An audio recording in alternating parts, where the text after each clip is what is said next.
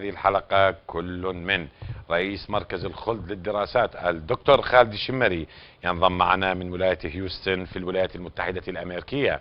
أرحب أيضا بالباحث في الشأن السياسي الأستاذ محسن البهادلي من العاصمة الحبيبة بغداد، والتي يبدو أن أسواقها اشتعلت اليوم مع ارتفاع أسعار الصرف. أبدأ معك سيد البهادلي أولا لكي تعطينا انطباع.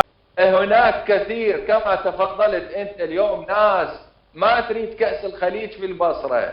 هناك توجه يا أخي، أني والله العظيم الآن ويعني أحس بقلق، لأن عندما تبدأ كأس الخليج ممكن أن تطفئ الأنوار عن كأس الخليج وأصبح مظلمة. وتعرف بيد بن أستاذ خالد يعرف من هو اللي يطفئ الأنوار ويشعلها؟ من اللي يطفئ الأنوار؟ الخاطر الله.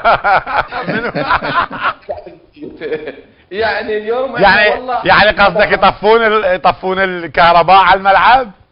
التأكيد، لأن احنا بالله الكريم انا خايف من هذا الموضوع، لان انا دائما اخاف من الكهرباء خصوصا بالعراق، لانه ضيوفي صايرويه هم يمكن اكثر من 20 مره هو دا يحكي وياي عبر سكايب من بغداد، وفجأة انقلبت الصورة الى ظلمة وجاني بس الصوت.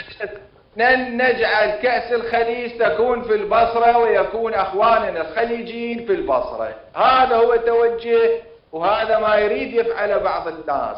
اليوم انا عندي يعني كما نوهيت اليوم شلون مثل ابو المولده اليوم خاف يطفون السيركت علينا وتطفى الكهرباء. بس باللي منو الين يطفي السيركت؟ هذا منو هو مثلا؟